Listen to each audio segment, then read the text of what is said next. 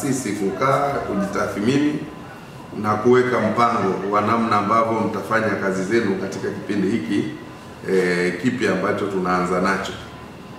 Na taasisi ambayo haiwezi kujitathmini haiwezi kujua ina mapungufu gani, lakini wafanye nini.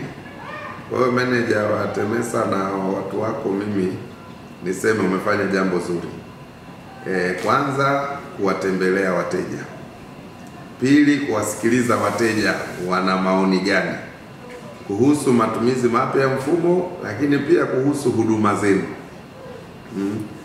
Malalamiko ya hapa na pale, kama bei zenu ni kubwa, kama ni nini, lazima yote wateja muwasikilize. Mkisha wasikiliza, mkitatua malalamiko yao, maana yake huduma bora sasa hapo ndio itatolewa. Lakini nimefurahi kwamba kuna kitengo maalum sasa kama vile cha customer care. Huduma kwa mteja inaanzia toka anapopokelewa. Amepokelewaje? Unaweza ukaenda ofisi nyingine, umesimama dakika 30, huulizwi swali, hufanyi nini. Kwa hiyo unaamua kugeuka, unaondoka zako. Mteja pia, hata wale wateja, ukisikia mteja anaumwa, manager anaondoka anaenda kumsalimia mteja wake. Kwa nini? Kwa sababu huyu ndiye anayefanya benki kuwepo. Kwa hiyo nyinyi, utaratibu mlioanzisha ni mzuri. Mimi nawapeni moyo, kaendeleeni.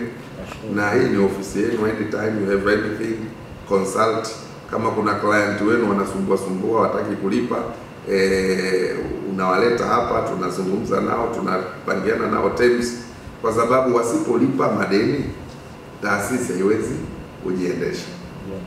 Na sisi kama TEMESA, kwa nguvu uliokuwa nao mkuu wetu na mlezi wetu, tuna imani mwaka huu wa fedha 25-26